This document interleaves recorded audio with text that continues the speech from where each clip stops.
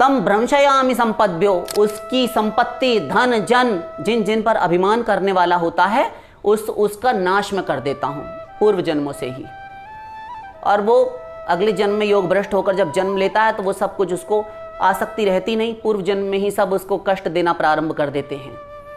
ऐसा होता है। और उसके स्वजन संबंधी बंधु बांधव, उसकी इज्जत मान प्रतिष्ठा बढ़ाई, उसका सम्मान भी कोई नहीं करता, सब खत्म कर देता हूं मैं। इतनी कठोर कृपा भगवान करते हैं, किंतु कृपा है, नष्ट नहीं होता वो।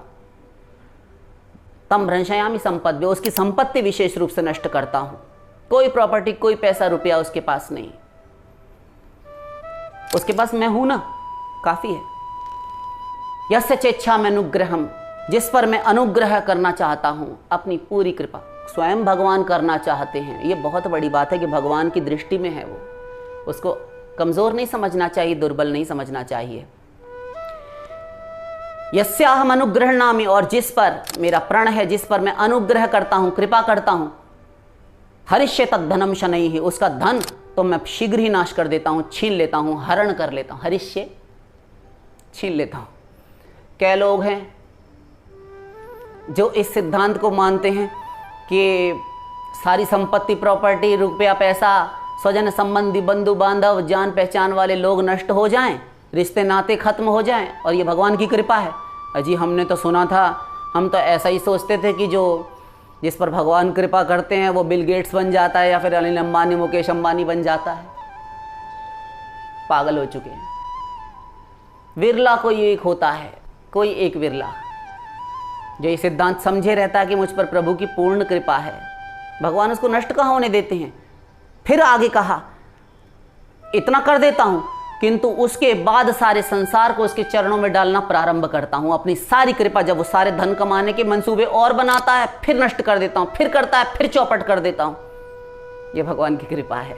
और करने के उपरांत जब वो सर्वात्म समर्पण करके मेरी ओर लग जाता है, साधक के लिए कह रहे हैं, महापुरुषों के लिए नहीं। महापुरुष तो प्राप्त ये पांडव इत्यादि भी थे, ऐसा नहीं है।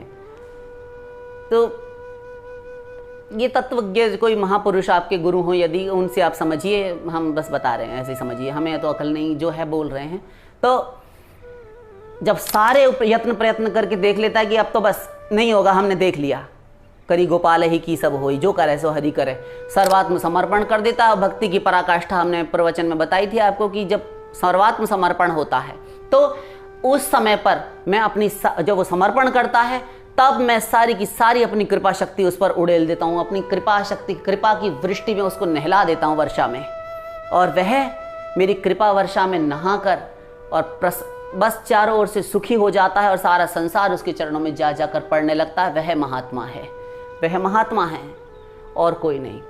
उसकी पूजा होनी चाहिए, सारा संसार उसको सम्मान देने लगता है, मानने लगता है। ऐसा होता है। भगवान का विधान बड़ा उल्टा है। सांसारिक वैद्य डॉक्टर भी होता है ना, किसी रोग की चिकित्सा के लिए, निवारण अर्थात चीरफाड़ ऑपरेशन, तो ये दुर्भावना नहीं है, इस प्रकार रोग नाश कर रहा है। तो जिस किसी प्रकार से सब पर, किसी को मार कर, किसी को तार कर, किसी को स्थापना करके, किसी को उजाड़ कर, दैत्य वंश का निर्मूलन दलन करके चक्र सुदर्शन से, अपने आयुधों से, निज आयुधों से, शस्त्रों हथियारों से भगवान उनको गोलोक धाम वैकुंठ जगत का लाभ कराते हैं। भक्तों को भक्ति द्वारा प्राप्त होकर उनको विमान में बैठा कर ले जाते हैं। गरुड़ स्कंदम आरोप्य, गरुड़ के कंधे पर हाथ रखकर प्रभु आते हैं और ले जाते हैं।